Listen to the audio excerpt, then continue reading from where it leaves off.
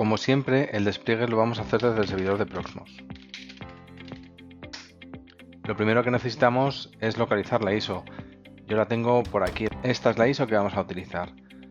Muy bien, pulsamos sobre el nombre del servidor, creamos máquina virtual, ponemos un identificador válido, en mi caso vamos a poner el 181, y un nombre del servidor.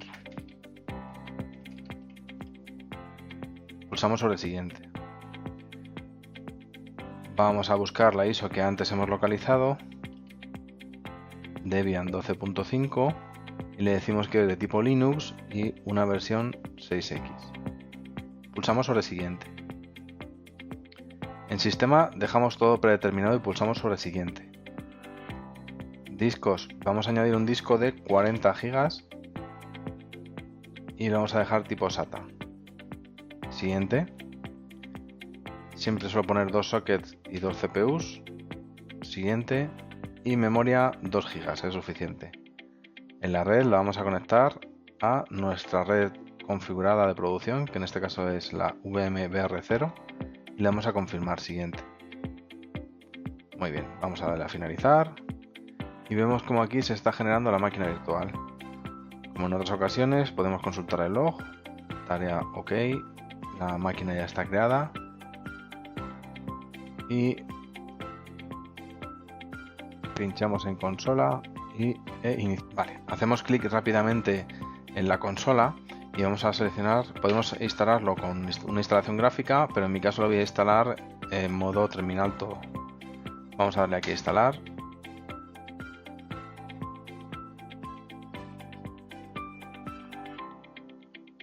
El lenguaje de la instalación en inglés. Territorio, vamos a darle a otro. Europa, España. El formato del teclado lo vamos a dejar como está por defecto. Y la configuración del teclado, este sí que lo vamos a poner en español.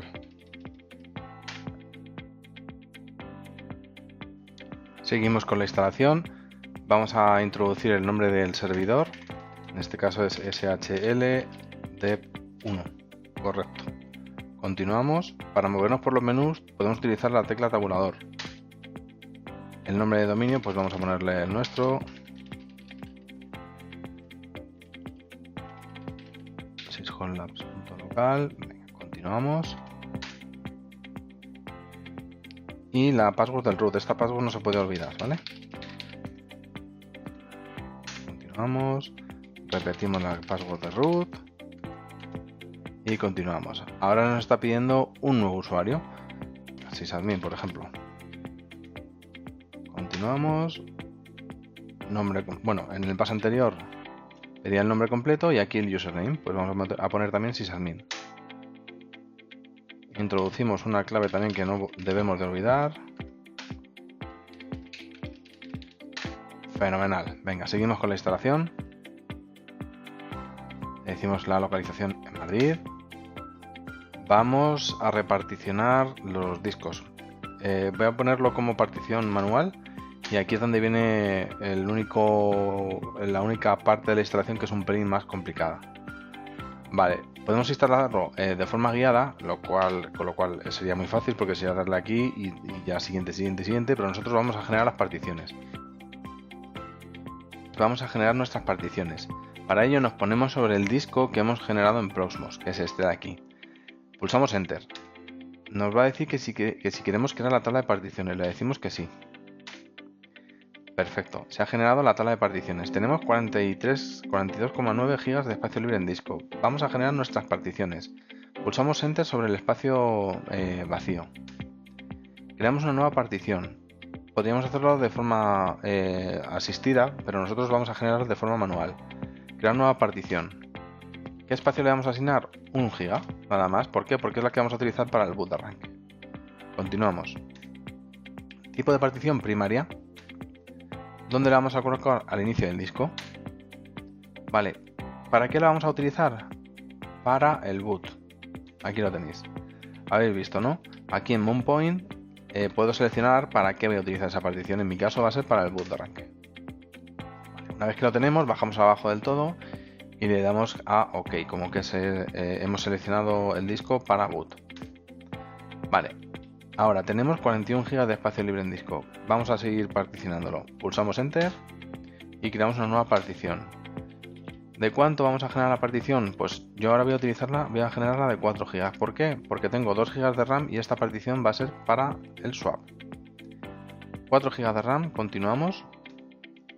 Vamos a decirle que de partición lógica al inicio del disco y en este caso, en vez de irnos a mount point, vamos a use as y seleccionamos swap area, ¿vale? La vamos a utilizar como swap. Perfecto, hecho. Seleccionamos la partición como OK. Muy bien. Nos siguen quedando 37 GB de espacio libre en disco. Tan solo hemos utilizado 5 GB. Nos posicionamos sobre el espacio libre en disco. Creamos nueva partición. Y vamos a decirle que 15 GB. Aquí podríais poner 20, que tampoco vendría mal, pero bueno, con 15 GB tenemos suficiente. Vamos a darle a continuar. Lógica al inicio del disco. Y en este caso sí que va a ser el mount point, va a ser el root del sistema operativo. Continuamos. Nos sigue quedando espacio libre en disco. Vamos a continuar con el particionado. Entonces, volvemos a pulsar sobre el espacio libre en disco, creamos nueva partición y ahora esta vez vamos a generar la partición de home. Home es la partición dedicada a almacenar los datos del usuario y como esto va a ser un servidor y solamente vamos a tener un usuario, con 10 GB tenemos más que suficiente. Continuamos. Una partición lógica al inicio del disco. Vale. Y la marcamos como correcta. Perfecto, tenemos partición boot, partición swap, partición root, partición home y todavía nos queda espacio en disco. Con este espacio en disco vamos a generar una nueva partición del tamaño que nos queda. Vamos a darle a continuar como partición lógica y la vamos a usar para OPT. OPT es una partición donde vamos a almacenar, en nuestro caso Docker, pero es para almacenar aplicaciones que instalemos y paquetes de software. En mi caso ya digo que aquí voy a instalar Docker, pero eso será en los siguientes vídeos. Vamos a darle a OK y la marcamos como buena. Aquí está la partición completa del disco. Venga, vamos a finalizar. Ahora sí que nos ponemos aquí abajo sobre finalizar y escribimos los cambios. Una vez más nos pide confirmación, le decimos que sí y continuamos. Ahora es cuando comienza la instalación propia del sistema operativo. Tarda un ratito.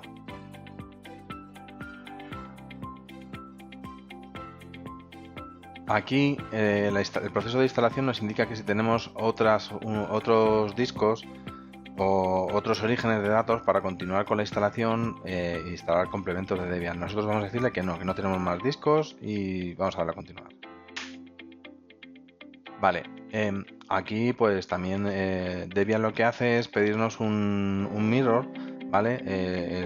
La localización de un mirror para hacer la descarga de paquetes de la forma más rápida posible. En mi caso, como estoy en España, voy a darle a España, voy a decirle que por defecto que tire de debian.org y que no tengo proxy configurado, así que no marco ninguna opción, doy a continuar.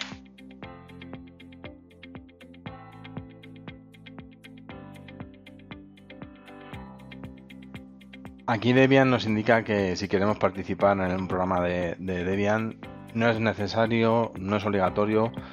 Yo le marco que sí porque, bueno, me parece que de alguna manera contribuimos con el software libre, así que leeros si queréis la documentación, aquí marcar lo que queráis, la verdad. Yo voy a marcarle que sí y continúo con la instalación.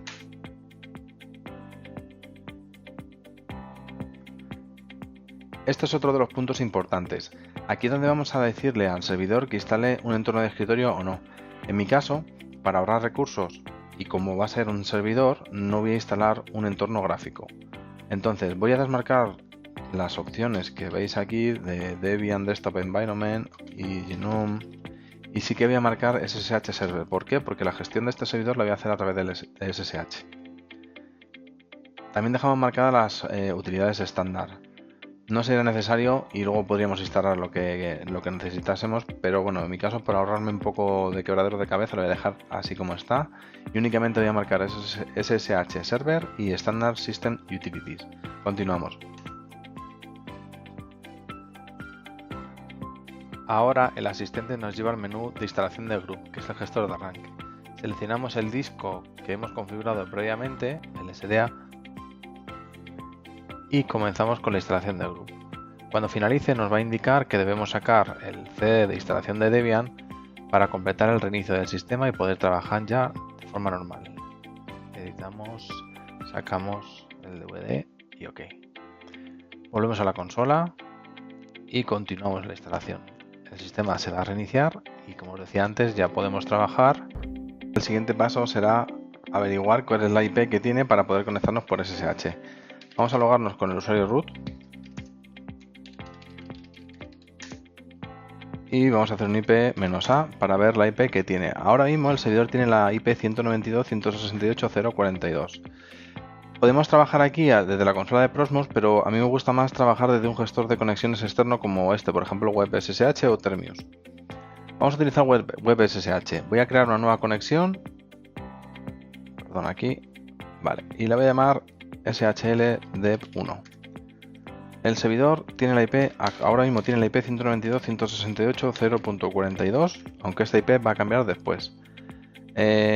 Usuario, vamos a decirle que el usuario sysadmin, porque con el usuario root no nos podemos logar porque no tiene privilegios. Y la contraseña la que hemos establecido antes. Un segundito. Vale, usuario tal. Vale, un grupo. Vamos a generar un grupo que se llama SHL para meter todas las conexiones que generemos en el laboratorio. Vale. Nombre del servidor, IP, usuario, contraseña y grupo. Esos son los parámetros que hemos creado, ¿vale? Esta IP va a cambiar cuando configuremos una IP fija, pero de momento es esa. Perfecto. Vemos aquí cómo se ha generado el usuario, la conexión con el usuario sysadmin al 192.168.0.42. Hacemos doble clic y ya estamos logados en nuestro servidor. Esta es la IP, si os acordáis. He puesto "-c" para que aparezca en color. Esta es la IP. Lo que vamos a hacer ahora es configurar una IP fija. Entonces, para ello, lo primero que hacemos es logarnos con nuestro usuario root. Que para logarse con el usuario root hay que ejecutar el comando su menos.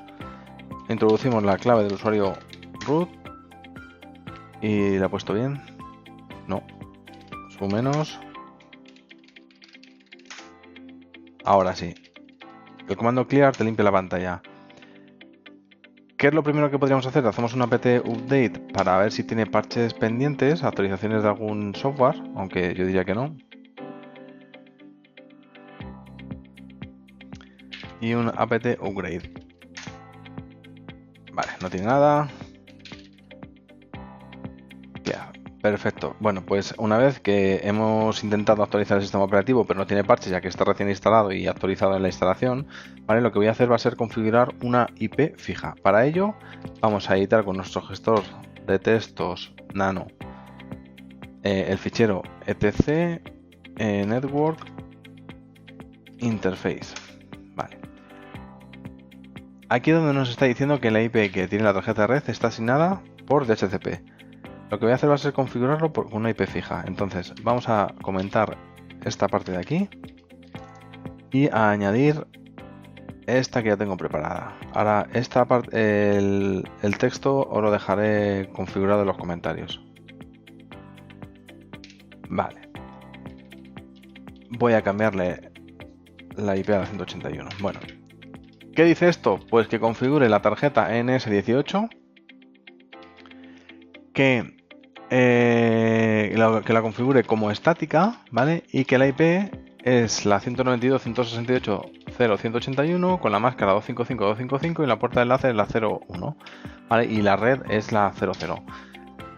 El parámetro de la red lo podríamos omitir, pero bueno, vamos a dejarlo así configurado. Una vez que tengamos el fichero de texto ya editado, el fichero de configuración ya editado, con control X guardamos y le decimos que sí, que deseamos guardar los cambios aquí abajo. Decimos que sí. Vamos al Enter y se han guardado los cambios. Una vez que ya tenemos la IP configurada, podemos ver el fichero de configuración para ver si se ha grabado correctamente con el comando cat, por ejemplo. Vale, aquí vemos que se ha quedado grabado. Y ahora lo que vamos a hacer va a ser reiniciar las tarjetas de red para que cojan de la configuración nueva. ¿Cómo lo reiniciamos? systemctl restart networking. Lo que hacemos es reiniciar no la tarjeta sino el servicio de red. Vamos a perder la conexión, es algo totalmente normal, ¿vale? ¿Y por qué la perdemos? Porque antes tenía configurada la IP.100.42 y ahora ya hemos configurado la IP.181. Vamos a cerrar nuestra conexión y a editar el fichero de conexiones. Y aquí en vez de 42 vamos a poner 181. Ahí. Bueno, ahí. Guardamos y volvemos a conectarnos. Muy bien, pues ya estamos conectados a nuestro servidor con la IP buena. ¿Qué más podemos hacer? Podemos mirar pues si las particiones están generadas como hemos dicho en la instalación. ¿Con qué comando? Con el df-lh. Aquí tenemos, a ver, empezando por arriba, tenemos la partición del root, que hemos dicho que era una partición de 15 GB. La partición de boot, que hemos dicho que era una partición de 1 GB. La partición de opt, que es una partición de 12 GB y que para mí esta partición va a ser muy importante porque aquí es donde vamos a instalar todos los Docker. La partición home, ¿vale? De 9 GB, casi 10 GB. Bueno, pues ya hemos instalado nuestro servidor. Una vez que tengo instalado el servidor, lo que también suelo hacer es instalar herramientas como btop o htop. Voy a logarme para que veáis lo que es. Elevo los privilegios, ¿vale? Me logo con el usuario su y hago una apt install btop htop. Son dos programitas que hacen lo mismo, pero tienen un entorno gráfico dentro de que es desde la consola diferente. Es un administrador de tareas. Vamos a verlos. Vale. A ver que instalen, que tarda un poquito. Btop me gusta más porque es más visual. Te va pintando la gráfica de consumo de CPU, el uso de la memoria, los procesos que están en curso, el tráfico de red y htop. Pues es más o menos igual, te va diciendo un poco el consumo que tiene el servidor, la memoria, los procesos, etcétera, etcétera. Una cosa que no hemos revisado antes cuando hemos configurado la tarjeta de red es el fichero de configuración del DNS. Vamos a ver qué servidor DNS tiene configurado nuestro servidor Debian. Para ello vamos a editar el ficherito etc resolve.com.